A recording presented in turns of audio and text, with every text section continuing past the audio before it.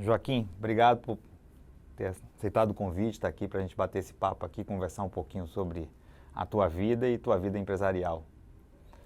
Então, obrigado a vocês, ao Sebrae, né? E a CDL, tentar contar um pouquinho dessa história de vida aí que já tem bastante tempo e bastante histórias para contar.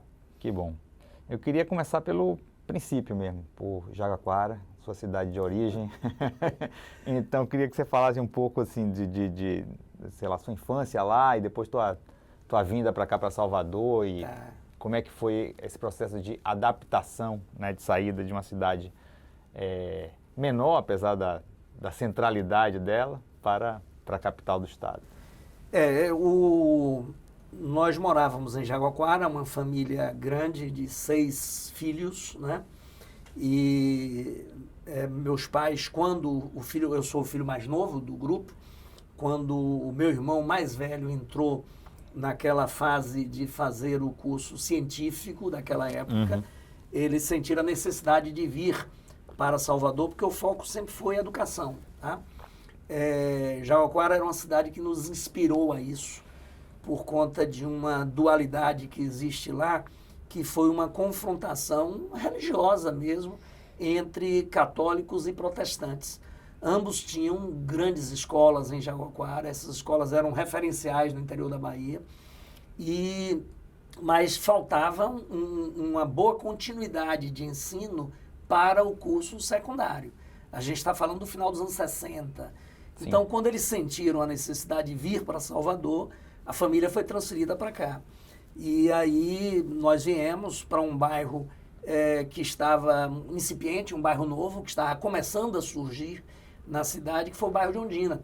A cidade naquela época ela dava saltos, então você tinha a Barra como um bairro consolidado, depois você tinha o Rio Vermelho com uma história de bairro consolidado, mas aquele meio entre a Barra e o Rio Vermelho era uma área que eram fazendas originalmente. Quando nós nos mudamos, era uma área de expansão urbana recente, o bairro do Apipema, aquela área dos hotéis. Então nós fomos morar em Ondina, um bairro pequeno e onde começamos a interação com a cidade a partir dali. Eu entendo que tudo isso foi muito oportuno e inspirador para o que veio depois, tá? Porque quando nós começamos a tentar correr atrás de uma sobrevivência, né, porque era necessário, uma família de 6 crianças, né, 6 adolescentes de classe média em Salvador, começando a vida, havia toda uma dificuldade. Então, todos nós 6 tínhamos que ir para a rua, trabalhar e tentar cada um se virar, ganhando o seu soldo, porque não havia mesada para ninguém. Então, nesse caso, o bairro de Ondina trouxe algumas vantagens para a gente, que foi fazermos isso com outros colegas que estavam ali. A própria história nossa com o Carnaval, que é por onde a gente vai começar, ela tem muito a ver com o bairro de Ondina, né? Nós, adolescentes, final ali, 17, 18 anos, íamos para a rua ver o Carnaval na Avenida 7, e lá a gente ficava impactado com o que já estava acontecendo. Era uma época em que os trios elétricos estavam evoluindo numa rapidez muito grande. A história do trio elétrico, ela começa nos anos 50 com a Fobica, sim, mas é no final dos 60, ou durante a década de 60, que ela vai explodir. Muito em cima de um trabalho que foi feito por um empresário de trio elétrico, o Orlando Tapajós. O Orlando Tapajós, ele foi o primeiro empresário de trio elétrico que enxergou o trio elétrico como uma máquina de entretenimento. Então ele pegou o trio elétrico, deu essa forma, o embrião dessa forma atual que o trio tem, e possibilitou ao trio elétrico ser um outdoor ambulante de marcas. Sim. Né? Foi graças a Orlando Tapajós que o trio adquiriu esse formato de caminhão, e ao adquirir esse formato de caminhão, ele começou a poder usar letreiros no trio, e aí ele correu atrás de apoiadores, e tudo isso foi muito importante no desenvolvimento do trio elétrico.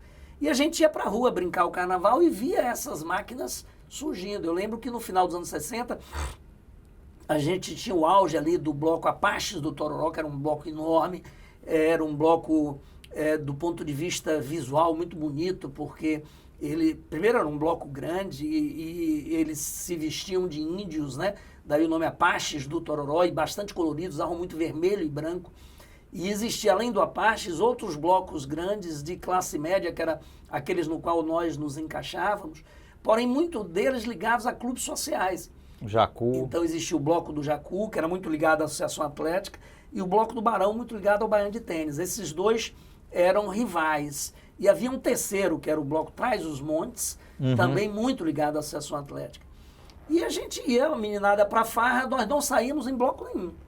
Nós íamos para lá, não tínhamos dinheiro para comprar uma fantasia de bloco. Sentávamos numa barraca naquela época existiam as barracas ao longo do circuito. Na Praça da Piedade, por exemplo, tinham várias. E nós sentávamos ali e víamos o desfile do carnaval que estava acontecendo ali na frente, né? Os trios elétricos surgindo e os blocos também.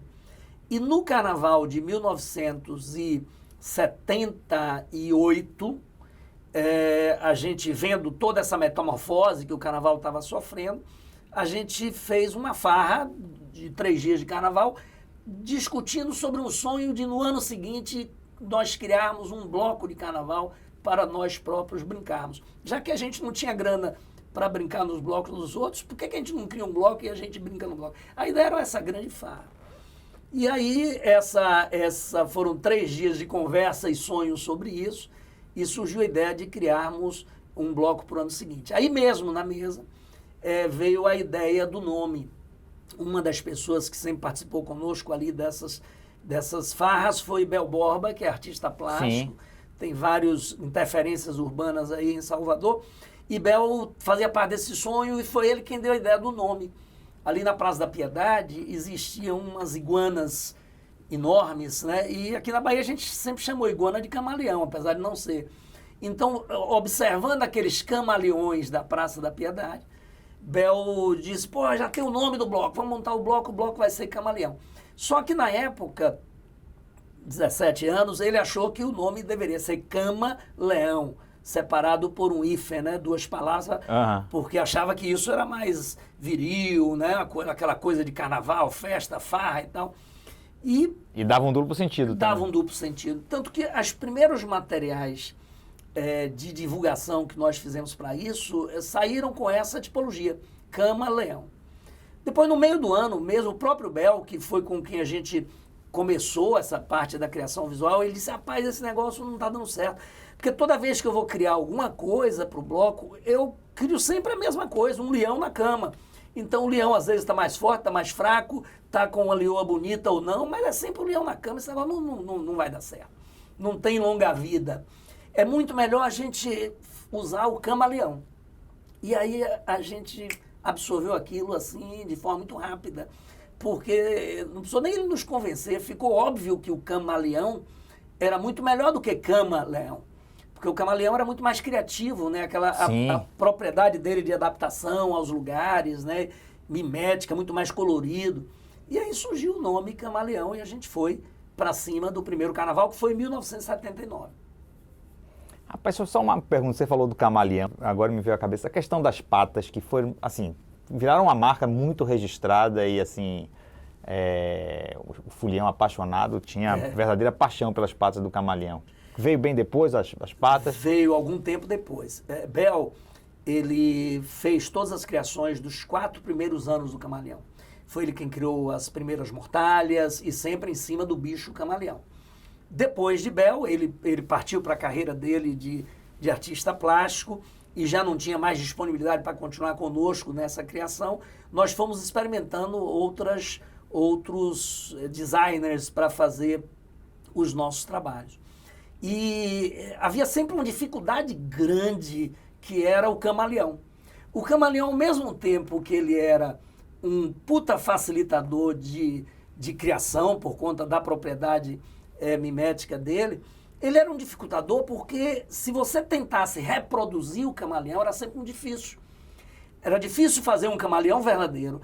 E quando você tentava fazer um camaleão caricaturado, ficava muito infantil. Era uma peça muito infantil.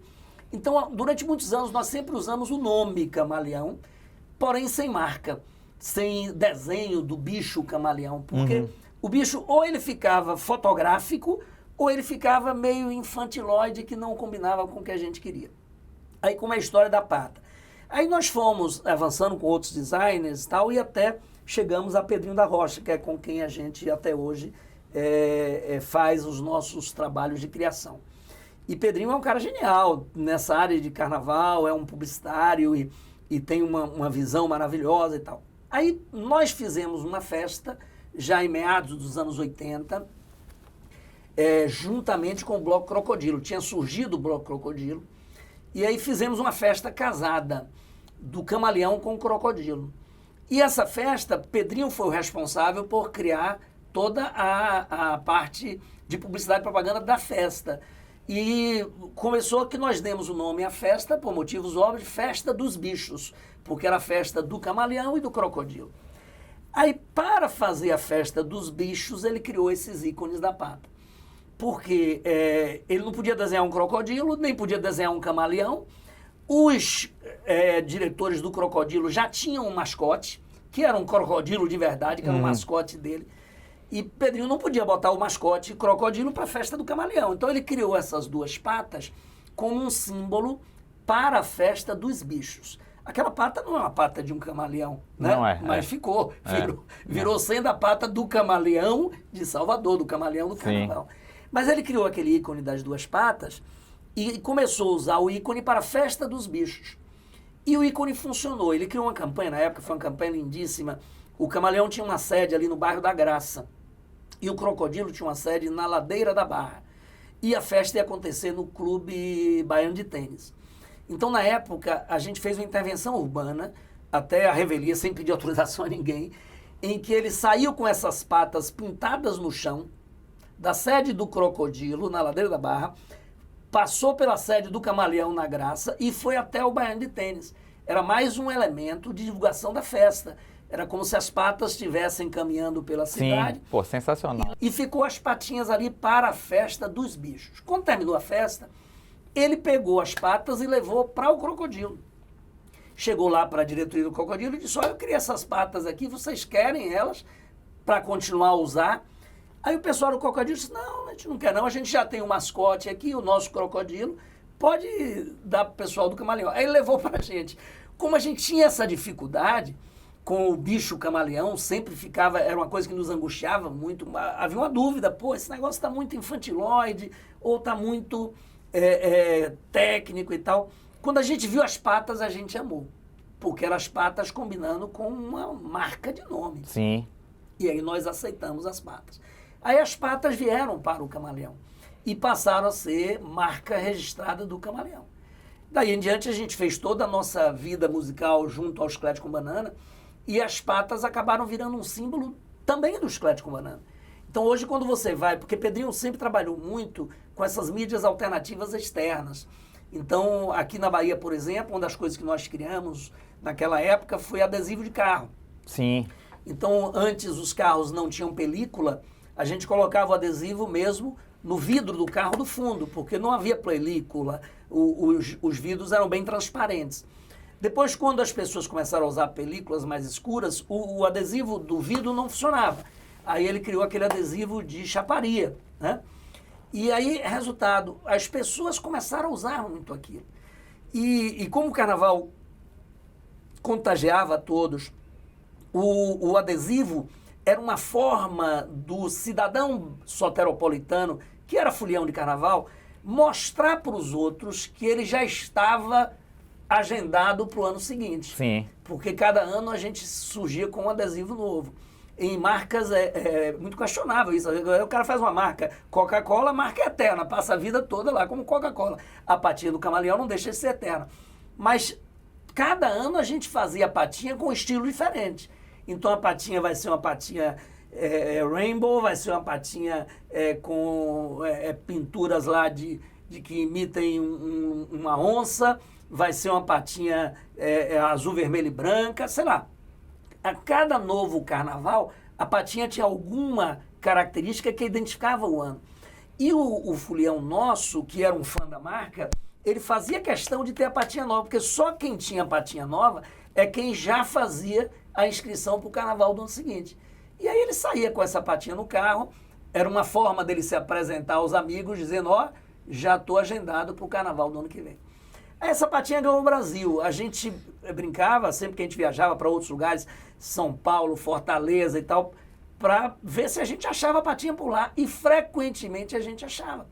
Porque as pessoas que vinham para o carnaval levavam as patinhas para casa, colocavam nos seus carros e virou uma febre. Nos shows dos Crédito com Banana e mais tarde de Belmax, as pessoas levam as patinhas para baixo do palco, expõem lá as patonas grandes, fazem bandeiras. Então foi uma marca super bem resolvida e super bem aceita.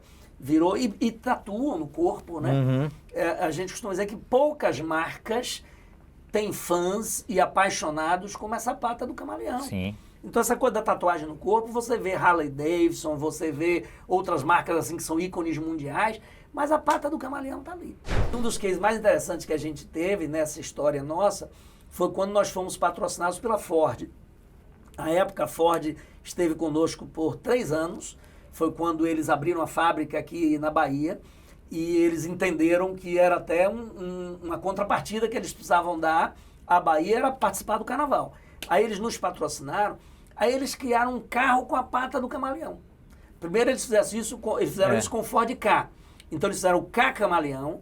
Aí esse Ka era uma série especial que vinha com as patinhas em gel, tanto no fundo do carro, como vinha também nas colunas laterais, vinha no painel.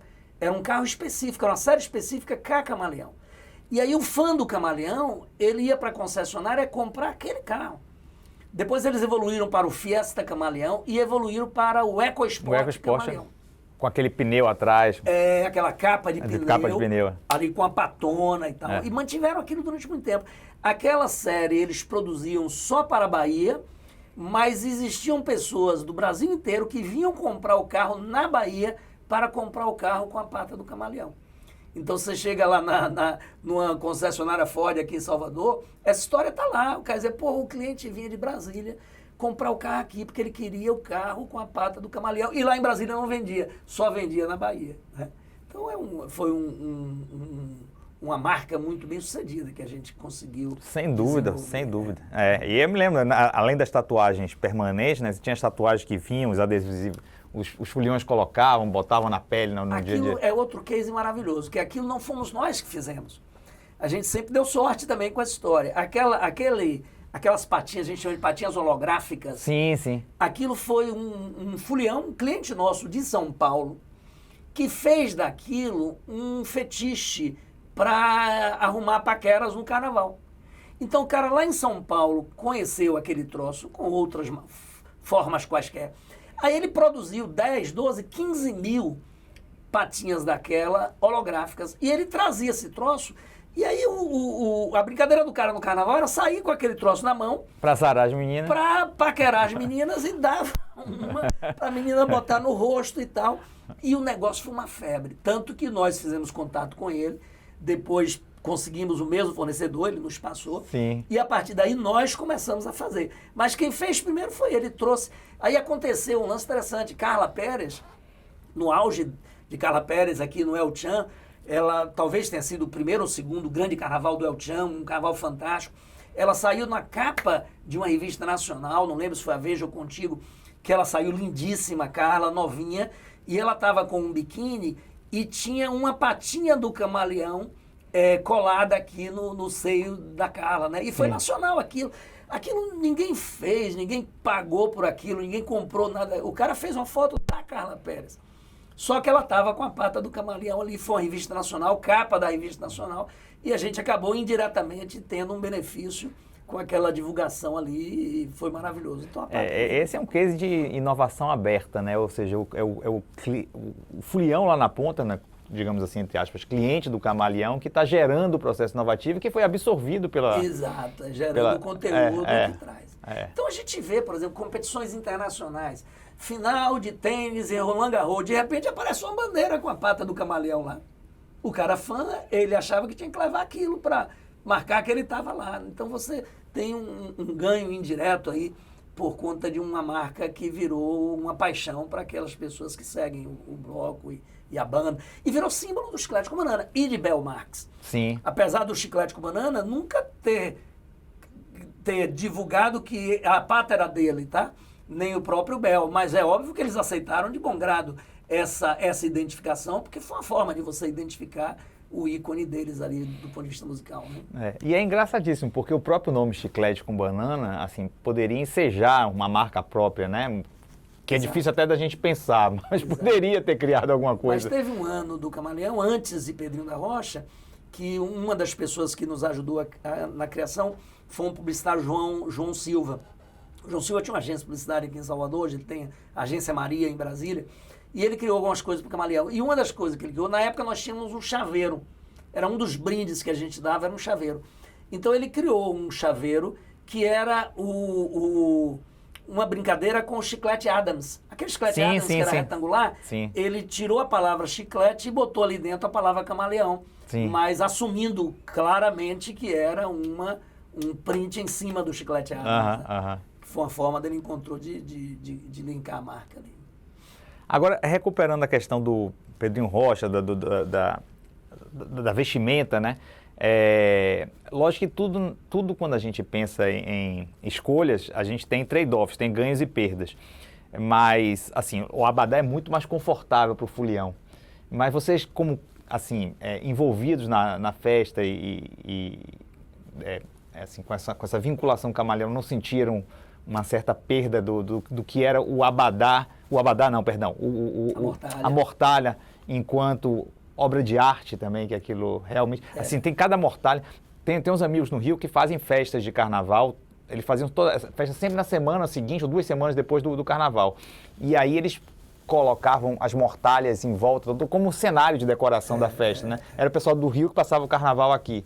E ficava lindo, aquele negócio maravilhoso, as mortalhas do Camaleão, as mortalhas do Eva também, que eram sempre muito bonitos.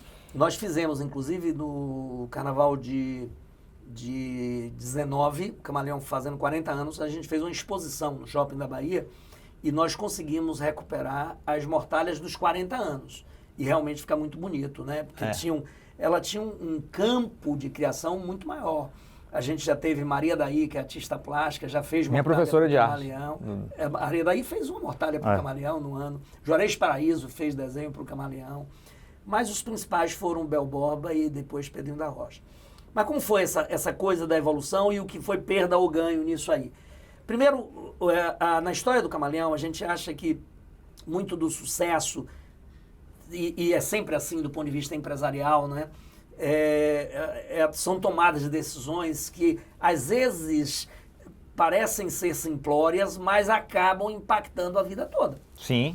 Então, quando o Camaleão surgiu, no primeiro ano, a gente tinha que decidir mortalha ou macacão. Um bloco no qual nós nos inspirávamos era o Traz os Montes, que era um bloco jovem, era um público que a gente queria agredir no sentido mercadológico. E o Trás-os-Montes saía de macacão. E os meninos que saíram do Trás-os-Montes adoravam aquele negócio, aquele macacão. Meninos e meninas adoravam macacão. E a gente ficou na dúvida, mortalha ou macacão? Optamos pela mortalha. Oxalá que deu certo, né? Por quê?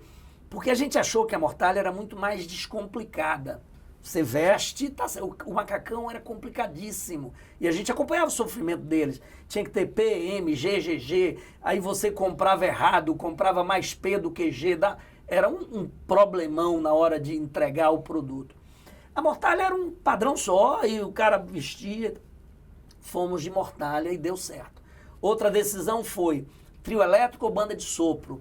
Naquela época as bandas de sopro eram fortíssimas, internacionais, coruja, tudo saiu com super bandas de sopro. E nós optamos pelo trio elétrico, porque a gente achava que o trio elétrico era a inovação, a tecnologia. E a gente achava que o carnaval ia passar por esse avanço tecnológico. Optamos pelo trio elétrico e também, ainda bem que deu certo, porque o carnaval foi para o trio elétrico e as bandas de sopro foram minguando no carnaval. Aí fomos de mortalha. Quando surgiu o abadá, lá dentro do Camaleão, nós nos posicionamos contra o abadá. Foi em 94 no Eva, acho que foi o primeiro. No Eva. O que aconteceu com o abadá?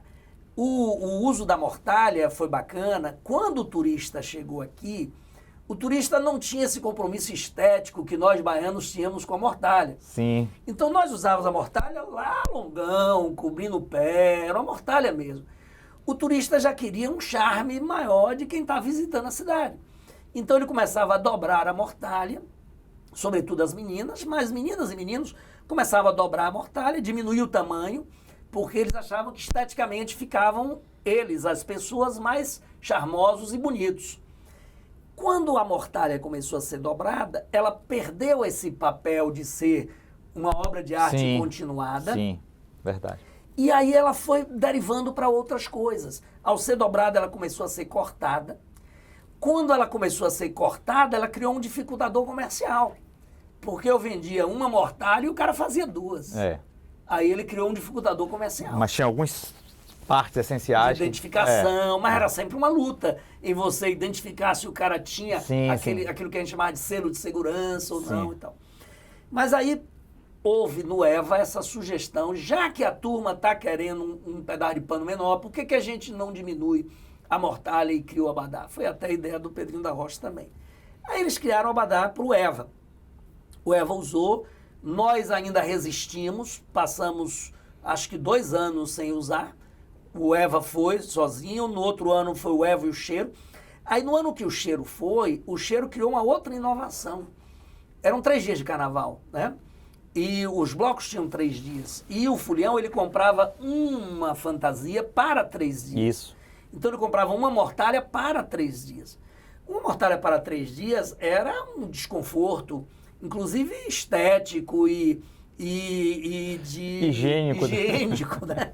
Então o cara usava, alguns nem lavavam, o cara do jeito que chegava, botava a mortalha. Na terça-feira a mortalha estava um cacareco, e era assim que acontecia, né?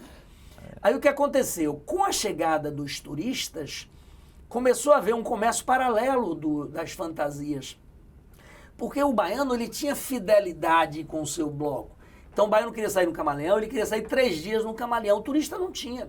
O turista queria se divertir.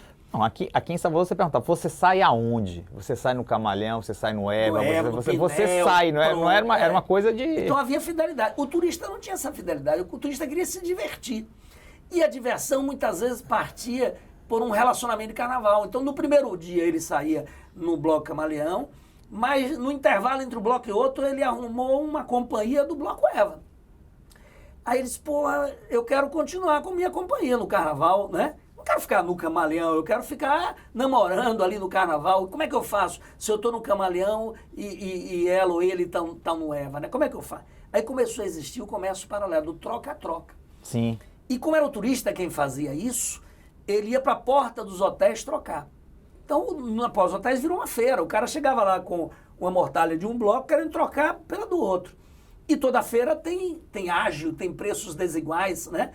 Então, se você tem uma demanda maior por um produto de um bloco e uma oferta menor, aquilo ali passa a ter um valor. Então, começou a existir uma feira monetizada, né, na porta dos hotéis, os caras comprando o direito de trocar.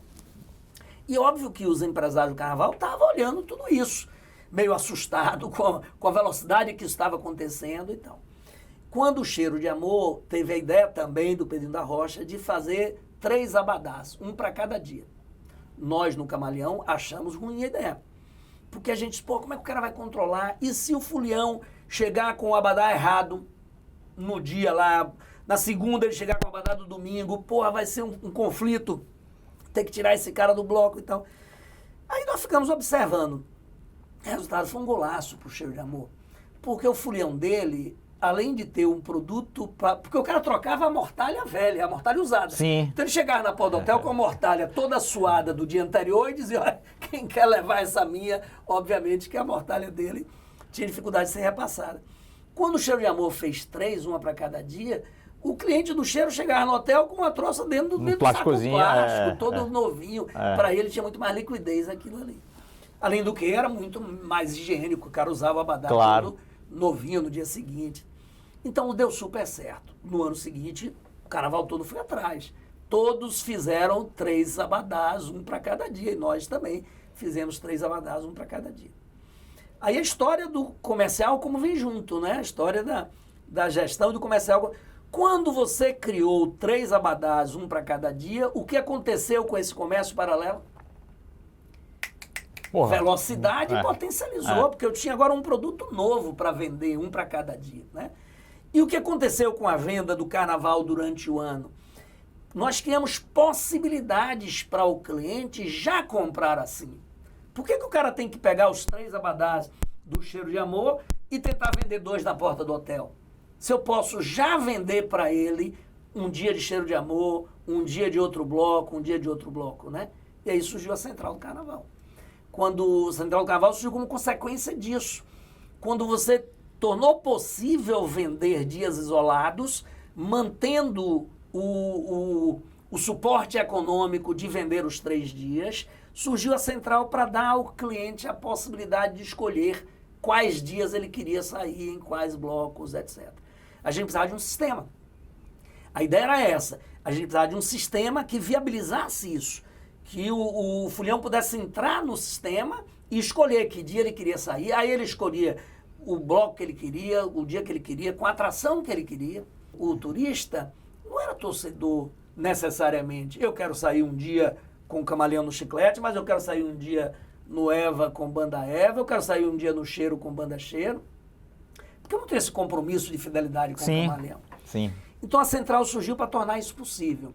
Onde ele poderia escolher o dia que ele queria sair, com a atração que ele quisesse sair, por um preço mais confortável para ele. Porque os blocos mais demandados eram mais caros, claro. Sim. Então, quando você fragmenta, o cara compõe o orçamento dele. E aí foi o sucesso da Central do Carnaval. Veio com essa possibilidade, né? No primeiro ano foram 6 blocos, que nós construímos essa relação de venda, e daí em diante só fez crescer. No último grande projeto, em 2020, nós chegamos a ter 33 produtos, entre blocos e camarotes diferentes, né? Mas não foi algo que vocês ofertaram, vocês foram demandados a isso inicialmente lá pela... A Central, sim, porque a primeira demanda, mas a gente teve essa visão de que isso era possível. Sim. A primeira demanda veio do Bloco Beijo, tá? Que era de um empresário amigo nosso, saía com Netinho, que era talvez o principal artista do Axé Music na época. Netinho era um super artista, mas não conseguia vender abadá no Carnaval de Salvador. Ele tinha, esse empresário, ele tinha um belo artista na mão, mas na prática, quando ele ia vender o abadá, ele tinha uma venda pequena. E ele, de lupa, viu o que estava acontecendo com o Camaleão, que na época já éramos 2 produtos, já tínhamos o Camaleão e tínhamos o bloco do Nana, né? Que era um bloco alternativo. Aí ele nos procurou com essa ideia. Disse, rapaz, por que vocês não vendem também o Bloco Beijo? Você já vende o Camaleão tão bem, vende o Bloco Nana tão bem. Me deixa livre para eu empresariar o meu artista. Eu quero sair pelo Brasil vendendo Netinho. Show de Netinho em tudo quanto é lugar. Não quero ficar preocupado aqui em vender abadá. Vocês estão aqui vendem também o beijo. Aí a gente, a princípio, achou que não casava, porque éramos rivais, inimigos. Depois a gente achou que não, porra, nosso negócio não é Camaleão, nosso negócio é Carnaval. Por que eu não posso vender também o beijo? Vamos entrar nesse desafio. Aí pegamos o beijo para vender, o beijo vendia 400 mortalhas. Aí o que é que a gente fez? A gente tinha Camaleão, bloco do Nani Beijo. Aí nós começamos a criar pacotes, dando possibilidades simples ainda de misturar esses produtos. O cara podia comprar um dia de Camaleão com 2 dias de beijo. E aí a gente experimentou isso. Um dia de Camaleão com 2 dias de beijo era muito mais barato do que 3 dias de Camaleão. Uhum. Ou 2 dias de Camaleão, um dia de beijo. Então, com isso, nós pegamos o beijo vendendo 400 abadás por dia e botamos o beijo no primeiro carnaval para vender 2.000 abadás. Foi um sucesso. Aí, no ano seguinte, fomos procurados pelo Crocodilo, de Daniela Mercury, para fazer algo da mesma forma. E, na época, acho que o Cervejicia, que era de Ivete Sangalo, também da mesma forma. Aí a brincadeira foi ficando mais complexa, porque aí já era Camaleão, Bloco do Nana, Beijo, Crocodilo, Cervejicia e teve um sexto produto, que era Bloco Acadêmicas, que saía na época, esse bloco não existe mais. Quando a gente fez só Camaleão e Beijo, era mole. Sisteminha de Excel resolve. Um dia de Camaleão, 2 de Beijo, 2 de Camaleão, 1 de Beijo. Sisteminha simples resolve. Quando são 6, amigo, você que é bom disso aí, combinação, combinação de 6, dia a dia, 1 por 1. São infinitas probabilidades. Aí não dava para ser mais essa comunicação simples, tinha que ser um sistema. Aí nós fomos para a TI, contratamos uma empresa de TI, demos a eles esse desafio, eles desenvolveram um sistema específico para isso e nós aí começamos com a Central do Carnaval. E de lá para cá, a Central do Carnaval foi um símbolo do Carnaval da Bahia. Tudo casa muito, e tudo casa muito com comunicação, marketing. De novo, Pedrinho da Rocha, a gente traz para a mesa, porque quando a gente criou a ideia era essa, né? Vamos atrás do sistema. Pô, como é que a gente vai divulgar isso? Aí, Pedrinho, como é que vai ser o nome desse negócio? Aí, um brainstorm lá na mesa, cada um dava o nome mais maluco que queria, né? Vamos chamar isso de lugar que vem de Abadá.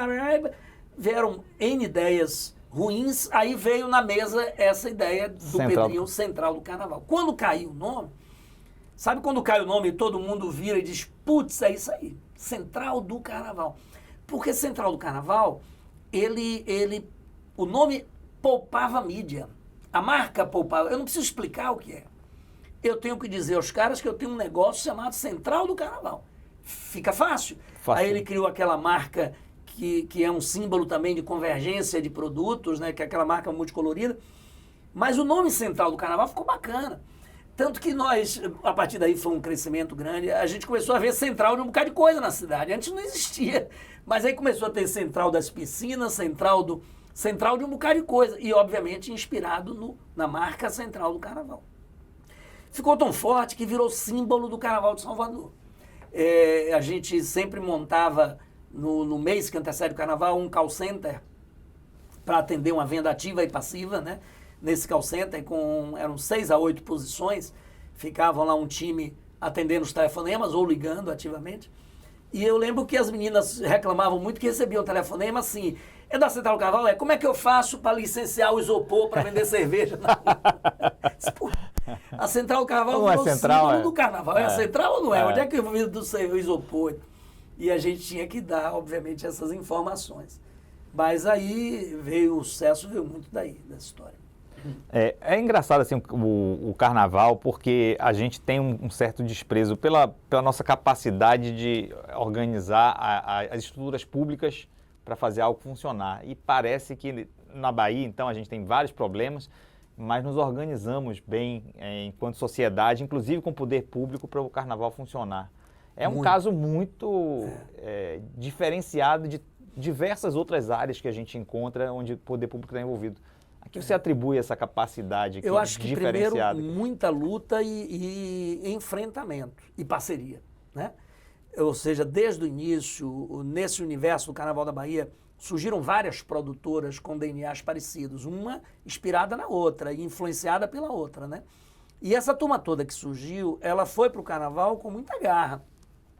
E com muita garra ela foi ajudando ao poder público a se organizar melhor e tiveram muitas brigas. Eu lembro que na época em que o Mário Kertz era prefeito de Salvador, o Gilberto Gil era secretário de Cultura e o Ali Salomão, poeta, ele veio para ser coordenador do Carnaval. E o Ali veio do Rio para cá, caiu de paraquedas. Só que o Ali é um cara extremamente sensível e tal.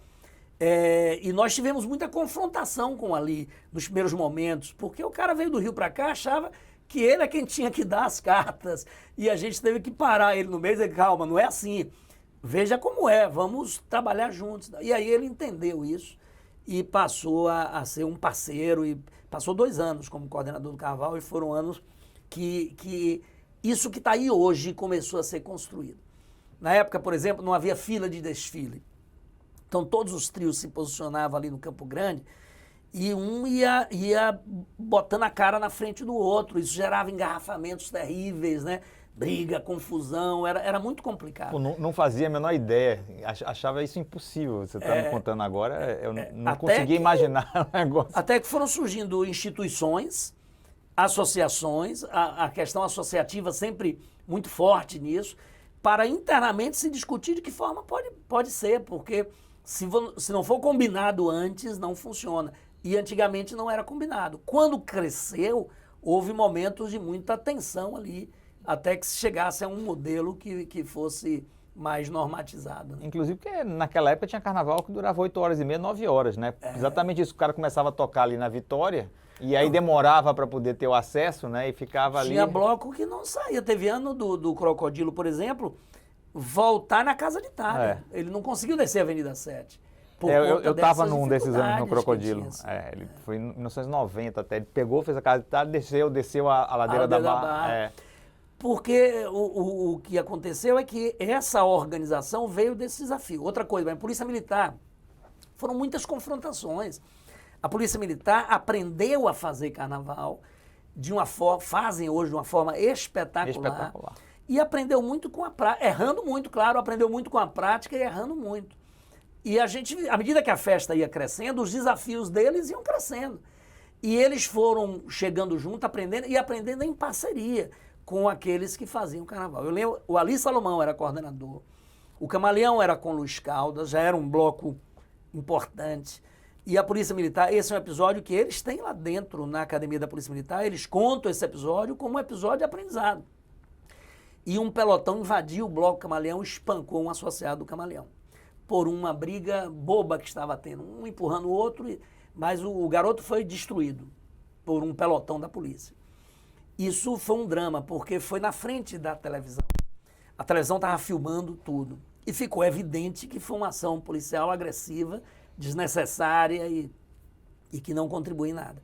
E na época nós fomos ao Comando de Policiamento da Capital e o Ali foi, como coordenador do Carnaval, mandou abrir as imagens e brigou e disse, porra, isso é um absurdo, não pode ser assim e tal. Na época, Luiz Caldas tinha uma música, Haja Amor. Sim. E ele dizia isso, porra, como é que o cara que canta Haja Amor, o bloco do cara é agredido dessa forma dentro... E aí a polícia foi aprendendo e construindo junto com a gente, né? Tipo, onde é que os pelotões andam, não pode agredir o cordeiro, ao mesmo tempo não pode ficar vulnerável, tem que ter espaço para o Fulião Pipoca, espaço para o bloco e tal.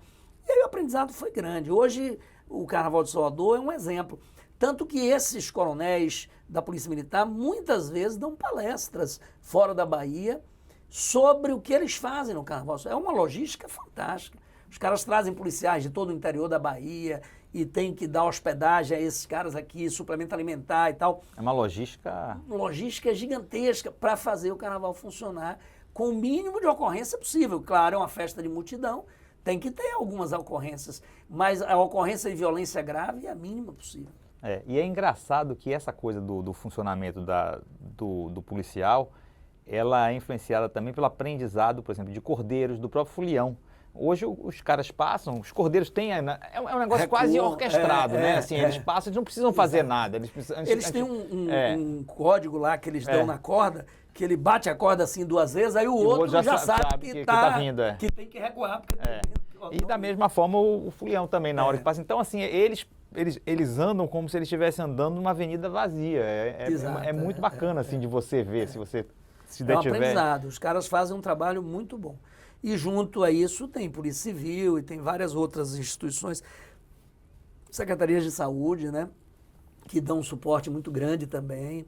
É interessante como tudo funciona bem no Carnaval, dentro disso que você provocou, dessa mistura do poder público em seus mais diversos setores, junto com o empresariado local, e a coisa funciona bem. Bacana. Agora uma curiosidade, assim, eu tenho muitos amigos de fora que gostavam de vir passar o Carnaval aqui e hoje, por exemplo, o Carnaval do Rio se estruturou muito diferentemente do que era 20 anos atrás. Então tem os carnavais dos bairros lá, eles estão em São Paulo também, Belo Horizonte tem hoje. A que você acha que se deve esse processo assim, de constituição desses, e inclusive por parte de pessoas que curtiam muito o Carnaval baiano e que passaram hoje a ficar principalmente nas 3 maiores capitais, né, do Sudeste? Primeiro, Salvador não cabe todos, né? Sim, então, claro. o rodízio sempre existiu e sempre foi importante. Segundo, eles encontraram um modelo de carnaval em que não existe a venda do abadá, não existe o bloco, não existe a corda, não existe o desfile.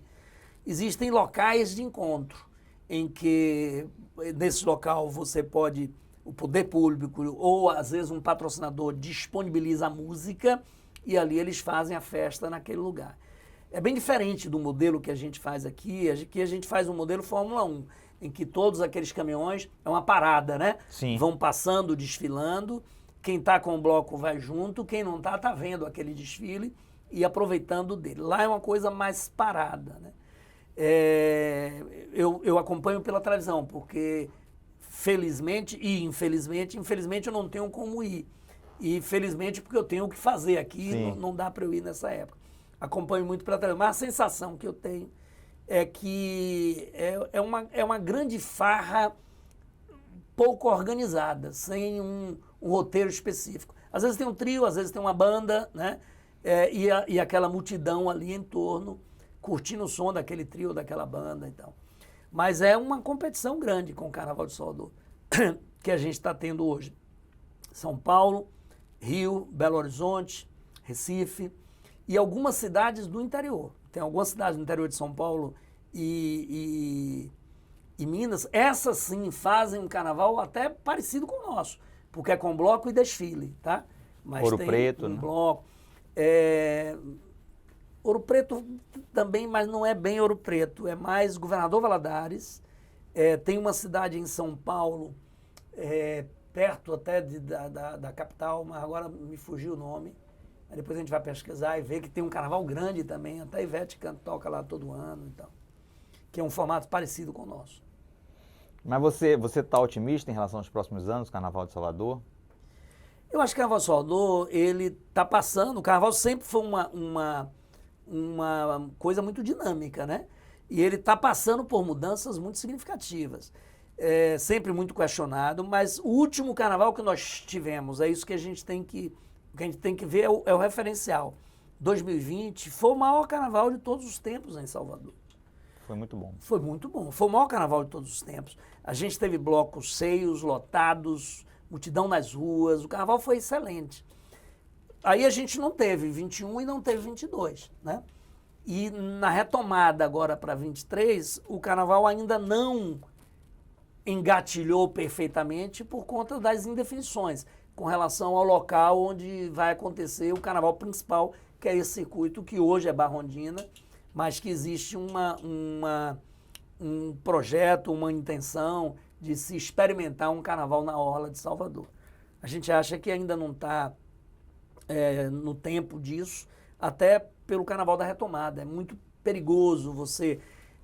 hoje pela manhã eu estava ouvindo uma entrevista de um empresário carnavalesco e ele dizendo o seguinte: pô, eu fiz o Carnaval 2020, aí eu comecei a vender o Carnaval 2021. Ninguém sabia que não ia ter.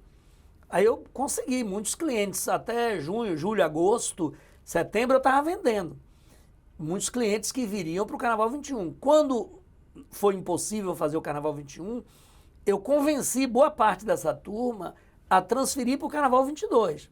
E aí o Carnaval 22 ia existir e eu continuei vendendo. Acabou o Carnaval 21, disse, não, a pandemia vai acabar, vamos vender o 22. Continuei vendendo até dezembro. A decisão de não ter o Carnaval 22 foi tomada em dezembro. Porque foi a Ômicron mesmo, né? Antes da Ômicron, todo mundo achava que dava. Quando chegou em dezembro, muitas dessas estruturas tinham vendido muitos abadás. Aí quando chegou à conclusão de que não dava, em dezembro disse, não vai ter dezembro, mas vamos transferir para 23. Então tem 3 anos que eu estou trabalhando esse público, transferindo para 21, transferindo para 22, transferir para 23. E agora como é que eu chego para esse cara e dizer, olha, o 23 vai ter, mas não é na Barra onde você queria, é na orla. Sabe o Farol, sabe o Barra Vento, sabe o Cristo, não vai ter nada disso. Sabe aquele lugar que você encontrava a sua turma? Não vai ter, porque o carnaval tem isso, né? Carnaval não é só quem está no bloco que brinca, ao contrário. Quem brinca é muito mais gente que está fora do bloco que está dentro do bloco. Então o cara brinca no beco, o cara brinca no local, na barraca, o cara brinca no local onde os amigos dele estão, o cara brinca dentro do apartamento, né? Aqueles prédios que estão ali todos, os caras às vezes alugam e fazem uma farra ali. O meu carnaval é no meu apartamento, faço uma feijoada, meus amigos estão ali, a gente fica vendo os blocos passar e é ali que a gente brinca. Cria um nome próprio para o local deles, nome né? próprio para o local. É do caramba. Eu acho que também tem essa questão, né, da convergência dos dois carnavais. Eu sou fominha, assim, por exemplo, várias vezes eu saio de um, vou para o outro. Saio... Dias especiais, eu sempre... Dias especiais. Então... Tem alguma coisa que lhe atrai lá em cima e depois outra aqui para baixo.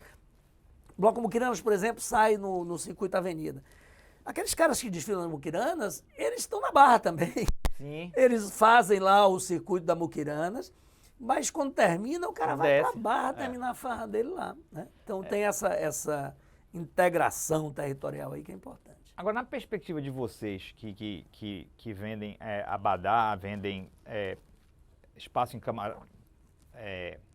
ticket para camarote, qual seria o ganho? Porque, lógico, tudo tem um trade-off. Ou seja, se vocês se dispõem a pensar nessa possibilidade, é porque tem também algum ganho para o lado de lá. Qual seria esse ganho que a gente teria num carnaval? O grande ativo que hoje se avalia é uma reforma urbana que haverá naquela região, criando um novo espaço para a cidade muito importante. Essa reforma que foi feita em Salvador, na Orla, começou pela Barra. Sim. E foi até o Centro de Convenções, e começou lá para o Estela Maris, veio até Itapuã, e aconteceu nos subúrbios também. Tem um trecho que está faltando. Esse trecho existe o projeto, está tudo pronto, o projeto, o planejamento, e é exatamente nesse trecho que a Prefeitura propõe que seja o Carnaval do Futuro. Então, quando você vê o projeto lhe encanta, porque vai haver esse piso intertravado que hoje tem na Barra, que hoje tem no Rio Vermelho, em alguns trechos da cidade, ele vai ter continuidade ali desde o Centro de Convenções, ele já existe hoje naquele trechinho interno. No trecho interno do Centro de Convenções, ele vai ter continuidade dali até a Terceira Ponte, até Jaguaribe. Então é nessa área que a Prefeitura propõe que o Carnaval seja transferido. Tem uma série de questões que têm que ser discutidas com os atores principais. Os atores principais são o folião, os moradores. A gente está saindo de uma situação de conflito com moradores da Barra, indo para uma situação de conflito com moradores da Boca do Rio e de Patamares e tantos outros lugares ali. Então você tem que discutir com os foliões, com os moradores e com os artistas, além dos empresários. E por enquanto esses players aí não foram envolvidos. Os empresários sim, porque estão precisando botar literalmente o bloco na rua, esses estão participando das discussões. Mas os outros não foram envolvidos. A gente ouve e vê a opinião pública através das redes sociais, né? Toda vez que você faz uma postagem do Carnaval, você tem uma devolutiva muito grande de como é que o cara está vendo, o que é que vai ser no próximo ano. Mas não se reuniu com artistas e com moradores da Boca do Rio, por exemplo, para saber a opinião do cara. A Polícia Militar, por exemplo, foi ouvida essa semana e a Polícia Militar tem muitas reticências com relação a essa transferência. Por exemplo, uma das coisas maravilhosas que a Polícia Militar consegue fazer no Barrondina é aquela revista contra a entrada, os portais de entrada. Aquilo é fantástico. Tem muito tempo, muitos anos, que não existem incidentes com arma branca nem arma de fogo no circuito do Carnaval. E um dos motivos são os portais. O Carnaval, obviamente, toda a população, é um extrato da população que está ali. E esse extrato, nem todo ele é do bem. Né? Tem um estado da população do bem e tem do mal. Claro. Mas o cara não vai para o circuito com arma branca, porque ele vai passar pelo portal e ele sabe que ele pode ser flagrado. Ao ser flagrado, ele está delinquindo e aí tem um problema para ele. Um dos dilemas da Polícia Militar é como fazer os portais num circuito tão aberto como a Orla de Salvador. Né?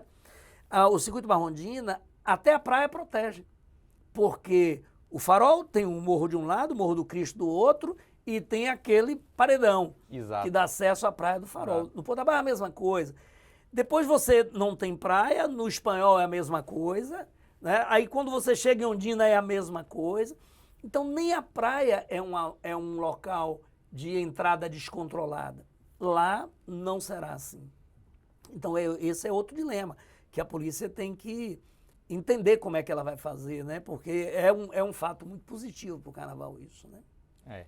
Quer dizer, tem muitos atores, assim, é sempre uma coisa de ganha e perde, né? Também tem os hotéis alguns hotéis que estão lá no circuito Barrondina vão perder, os hotéis que foram construídos na época do Centro de Convenções que ainda eventualmente estão lá e novos certamente vão ganhar. Mas é uma equação, né? Bem complicada para ser resolvida aí. Uma questão que eu também gostaria que você falasse é o seguinte: quando a gente fala de competitividade de organizações no mundo contemporâneo, a gente jamais deixa de lado a palavra inovação, né? Inovação é sempre importante. O que você vê de espaço para inovação, assim, para você manter a atratividade do negócio carnaval nos próximos anos? É lógico que se a gente olhar o carnaval de 80 para 2022 como um filme acelerado, a gente vai ver muita inovação nesses 42 anos. Então é uma área de entretenimento onde a inovação esteve sempre presente. Mas o que você consegue enxergar um pouco mais à frente aí? Vamos falar de passado um pouco, porque tem muita coisa que aconteceu e às vezes as pessoas que não estão mergulhadas no business do carnaval não sabem disso. Mas a grande inovação de tecnologia veio com o equipamento, veio com o trio elétrico. O trio elétrico, ele se tornou um equipamento extremamente de vanguarda. Quando isso começou, nos anos 80, início dos anos 90, um engenheiro de som baiano, formado aqui, esse cara desenvolveu caixas especificamente para trios. Naquela época, fazer um som num trio elétrico era uma mágica, muito difícil. Muito difícil, porque o trio elétrico ele é um equipamento que tem 4 PAs de som, 2 laterais, frente e fundo, que precisam trabalhar de forma desigual. Você vai fazer um show num palco, você bota 2 PAs frontais e você regula aquilo ali de forma semelhante e solta o som que vai acontecer. Às vezes na lateral direita ele precisa ter um alcance grande e na esquerda não, por causa dos prédios que estão ali. Se ele solta o som de forma igual, ele dá reverberação, dá microfonia, porque o som da lateral bate e volta e não funciona. Então até esses técnicos de som da Bahia, que são magos no som, conseguirem dominar isso demorou um tempo. E fez parte desse domínio desenvolvimento de tecnologia própria. Isso foi um case fantástico. Os caras vinham para aqui para beber na fonte e ver como é que ele estava fazendo isso. Porque ele tinha que desenvolver uma caixa e uma corneta frontal que alcançasse a frente do bloco, que é longa, e não incomodasse tanto quem estava perto do caminhão. Entendeu? Então o som tinha que jogar a 500 metros de distância para o cara lá na frente ouvir bem e não podia incomodar tanto o cara que estava ali a 20 metros de distância. E aí teve toda uma ciência que foi desenvolvida nisso. Isso tudo foi tecnologia. A tecnologia aplicada ao processo de venda. Eu participei de um seminário, um congresso sobre live marketing em São Paulo.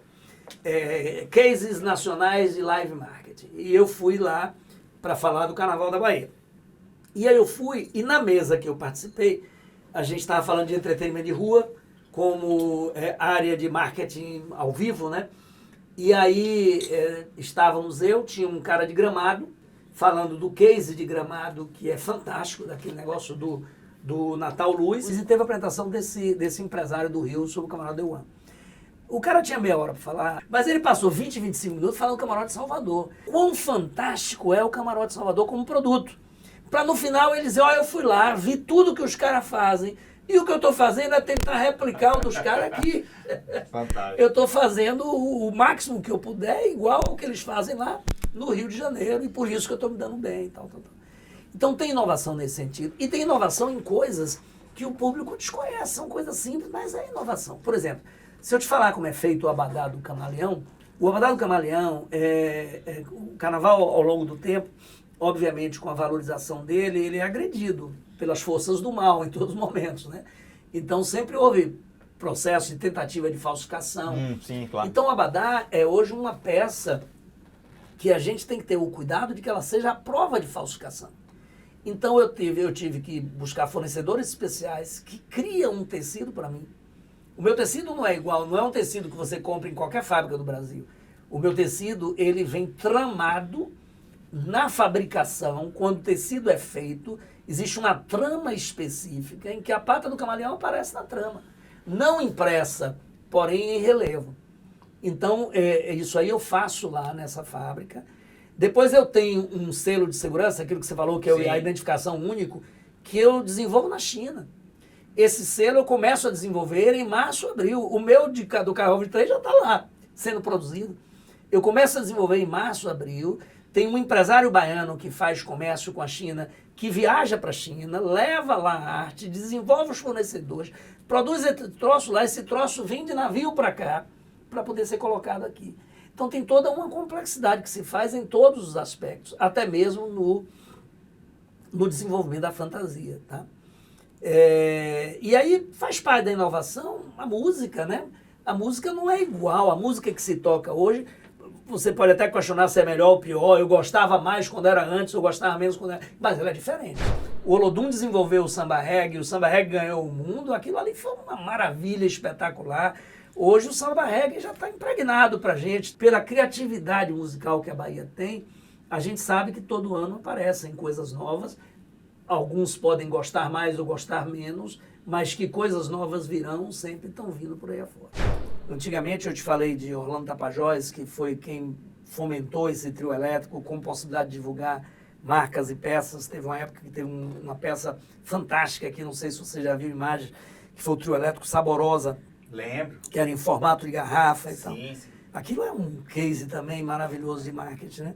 Mas aí hoje, com a evolução da própria tecnologia, você tem N possibilidades. Antigamente a gente comercializava o que a gente chama de orelhas do trio. O trio tinha 4 orelhas, que eram as laterais das caixas de som, 2 na parte frontal e 2 na parte traseira. Eram essas 4 orelhas que você comercializava. Hoje a gente comercializa painéis de LED maravilhosos que tem N possibilidades, né, para você fazer. Então isso dá ao apoiador muita chance de fazer, de interatividade, etc. Então foi outra, essa coisa da entrega também foi muito importante. Camaleão, por exemplo, aí especificamente Camaleão tem um apoio de um grande apoiador de varejo, que é Riachuelo, e esses caras todos os anos, eles fazem um dia dedicado a eles. Eles fazem uma compra de personagens junto aos grandes estúdios americanos, Universal, Disney, etc. E o personagem do ano a gente usa para o Domingo do Camaleão. Então já houve ano de ser Minions, e aí os Minions, o Camaleão saía de Minions no domingo. É tudo muito simples, porque o Fulião ele não percebe que aquilo ali é uma peça de merchandising, né? Porque acaba que o Abadá ele é feito pelo Pedrinho da Rocha, não é pela produtora dos Minions lá dos Estados Unidos. Então o Pedrinho da Rocha faz um Abadá carnavalesco, com cara de carnaval, mas usando o personagem. Já teve Pernalonga, já teve Minions, já teve outros personagens que vieram com a Riachuelo para cá e integraram aí o carnaval. E as redes sociais e esse processo eventualmente de aproveitar uma interatividade que você pode ter, assim, de o Fulião está se comunicando enquanto o carnaval está acontecendo. Isso... Muito forte, isso ajuda muito, porque hoje você tem toda uma comunidade que está divulgando por você, né? Então quando você solta um evento, uma fala qualquer, essa semana Bel e Duval fizeram um show maravilhoso em Brasília, e aí eles gravaram um áudio juntos, dizendo que eles vão estar no navio do Vambora pro Mar, juntos fazendo show, ambos no palco ao mesmo tempo. Aquilo ali ele faz uma postagem, só que aquilo é replicado por milhares e milhares de fãs que jogam aquilo para milhões de pessoas. Então a capacidade de comunicação aumenta muito. E na rua, hoje as pessoas andam com o celular, faz parte do corpo, né? E é o tempo todo divulgando os seus conteúdos para a rua. É para o bem e para o mal. Felizmente, mais para o bem do que para o mal, porque como você está trabalhando numa festa que tem como objetivo fazer a felicidade das pessoas, a grande maior parte das postagens são postagens alegres, felizes e que potencializam o seu produto. A gente tem um acompanhamento muito forte de rede social, tem empresas que nos prestam serviço específico para isso, porque temos que estar participando junto deles aí. Tá, e já chegando aqui ao final, quase ao final, a gente tem algumas questões que estão evoluindo nesse momento contemporâneo da sociedade, né, que podem ser muito impactantes nos próximos anos. Tem questões de mudança climática, tem questões relacionadas ao uso da inteligência artificial, né, questões relacionadas a como que essas duas coisas vão impactar na forma como a organização da sociedade vai se dar. Como é que você vê o impacto dessas questões assim que são assim determinantes, como as redes sociais que a gente acabou de falar tiveram um impacto fantástico nas nossas vidas das mais diversas formas, como é que essas questões vão ser determinantes, por exemplo, em agenda de entretenimento, né, e como é que as pessoas vão assim, eu acho que, lógico, o entretenimento depende muito da renda, né, depende muito de uma economia funcional. Como é que você vê esses aspectos assim? Estou falando como assim, empresário que pensa, também um educador, né, pode interferir nos próximos anos. Como é que você vê as próximas décadas?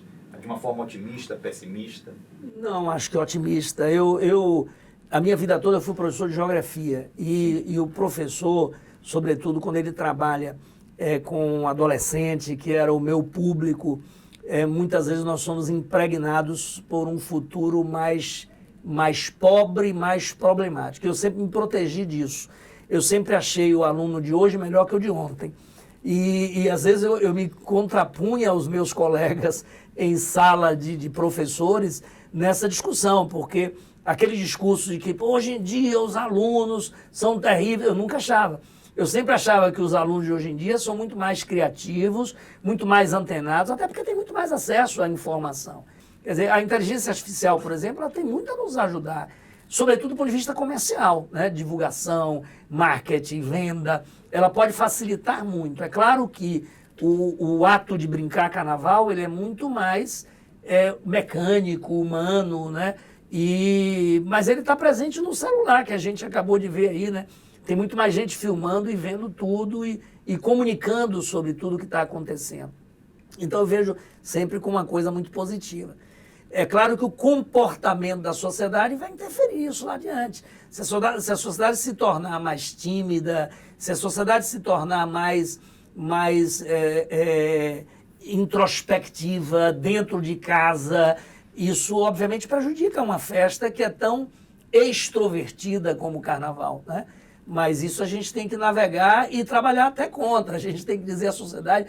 Eu sempre brinco muito dizendo que o carnaval ela é uma festa eterna porque é uma festa de acasalamento. Eu vou botar esse acasalamento sem sentido de gênero, tá? Sim. É só para dizer o seguinte, é quando as pessoas se despem de couraças tímidas. É no carnaval.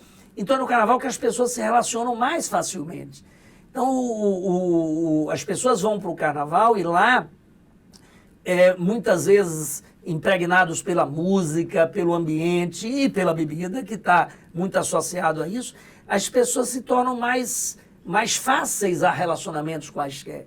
Então, quantas pessoas fizeram, e obviamente também quantas desfizeram, relacionamentos a partir do carnaval. A gente tem esse exemplo toda hora.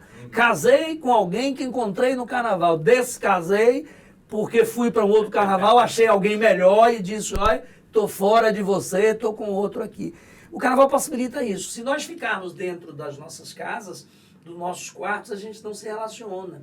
E por isso o carnaval vem aí para ajudar nessa dinâmica da sociedade, né?